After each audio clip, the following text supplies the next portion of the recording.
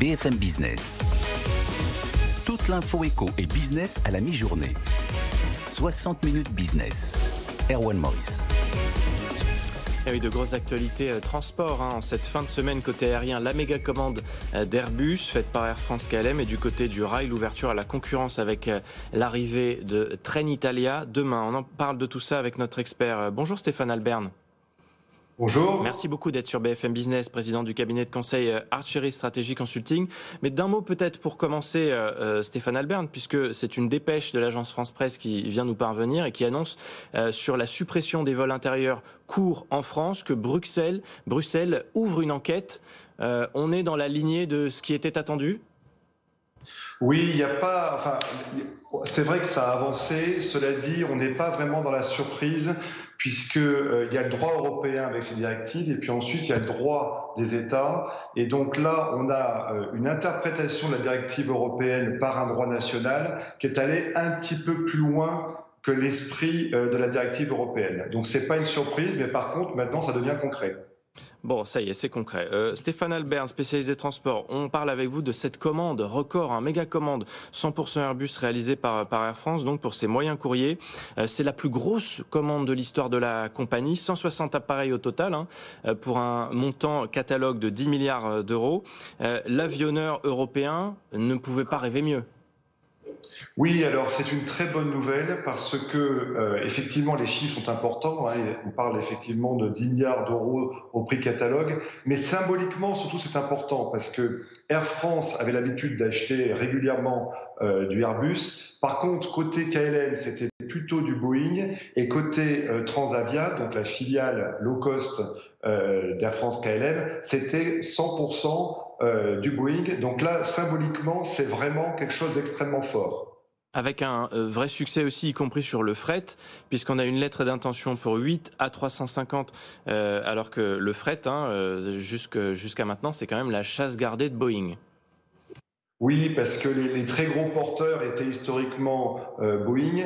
C'est une bonne nouvelle, surtout pour le programme A350, qui avait du mal à trouver des commandes. Et donc là, avec la version freight, eh bien quelque part, ce sont des commandes additionnelles pour ce programme d'un très bel avion qui cherche son marché et qui, là, crante un petit peu plus une avancée dans son carnet de commandes. Ouais, bon, Stéphane Alberne, qu'est-ce qui a convaincu Air France KLM? Qu'est-ce qui a convaincu Ben Smith, au-delà des déboires de Boeing, bien sûr, dont on parle depuis des mois? Est-ce que ça se limite à ça ou est-ce qu'il y a d'autres arguments? Bon, je crois que vous l'avez rappelé, Boeing est quand même empêtré dans des problématiques très complexes sur des avions phares que sont le 737 MAX et le 787, le Dreamliner. Mais en dehors de cela, je pense que la volonté du groupe Air France KLM, c'est d'aller très vite vers un renouvellement de sa flotte pour avoir des flottes qui soient plus simples, moins chères à opérer, plus respectueux de l'environnement, que ce soit en consommation, en émissions de CO2 ou en bruit.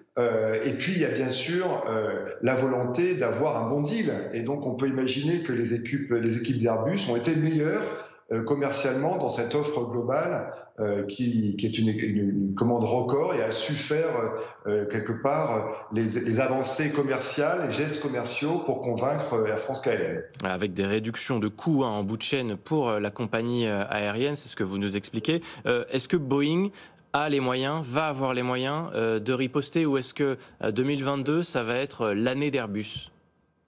Ça va être très compliqué dans les prochains mois, voire les prochaines années, pour Boeing de rattraper Airbus. Airbus a pris une avance considérable déjà pendant la crise Covid, puis accéléré pendant le salon de Dubaï, puis ces nouvelles commandes, on parle de celle d'Air France KLM, mais regardez aussi la commande record pour Qantas. Donc une avance considérable en termes de carnet de commandes. Et puis surtout cet avion, la 321neo XLR, qui fait vraiment figure de fer de lance pour Airbus, qui coupe le pied à Boeing sur le segment, ce qu'on appelle le segment moyen en fait, c'est-à-dire c'est à quelque part entre les longs courriers et les courts courriers, où là Airbus a une offre et puis Boeing n'en a pas aujourd'hui. Il voulait lancer le NMA et puis finalement ne l'a pas lancé. Français. Et enfin, peut-être aussi en termes de confiance en la structure, à la fois au niveau technique, mais aussi en termes financiers, aujourd'hui, Airbus rassure et donc est largement en tête. Et on prévoit dans les prochaines années qu'Airbus sera 60% de part de marché versus 40% pour Boeing. Bon, maintenant, il va falloir bien sûr assurer, garantir les livraisons, ce que nous expliquait journaliste Jean-Baptiste Huet qui suit ce sujet pour BFM Business. Il va falloir livrer 700 commandes dans les prochains mois. Autre dossier, rapidement, Stéphane Albert, du côté du train, avec l'ouverture à la concurrence, un Trenitalia qui arrive ce samedi en France sur l'axe sud-est, arrivé dans un contexte social difficile côté SNCF. Est-ce que ça va tout simplement profiter à l'arrivée de la compagnie italienne? Oui, c'est évident, et même si la grève est levée, le mal est fait parce que vous avez donc demain, c'est le démarrage de ce qu'on appelle la flèche rouge de Trenitalia, et il y en a qui connaissent, puis il y en a qui connaissent pas. Et ben, ceux qui connaissent pas et qui ont eu peur à partir de mardi, mercredi, et ben ils ont commencé à aller sur Internet, à se renseigner pour avoir une alternative, et maintenant ils connaissent la flèche rouge. Donc oui, le mal est fait. Bon, ils vont assurer dans un premier temps 2 allers-retours sur cette ligne par jour, encore très faible par rapport aux 22 TGV quotidiens qu'a la SNCF. Est-ce que dans l'immédiat, la SNCF a vraiment du souci à se faire?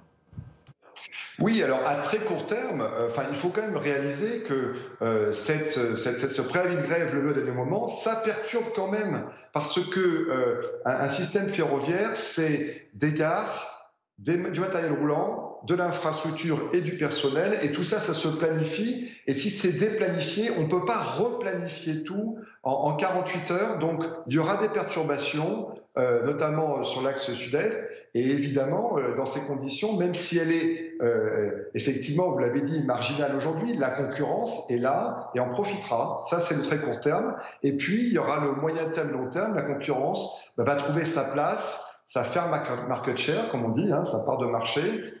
Et il faudra que la SNCF soit très vigilante à ne pas débrayer, comme ça s'est passé cette semaine, trop souvent, parce que ça fera encore une fois le bonheur de la concurrence. Merci beaucoup pour votre éclairage et votre analyse, Stéphane Albert. Merci d'avoir été avec nous ce midi, président du cabinet de conseil Archery Strategy Consulting.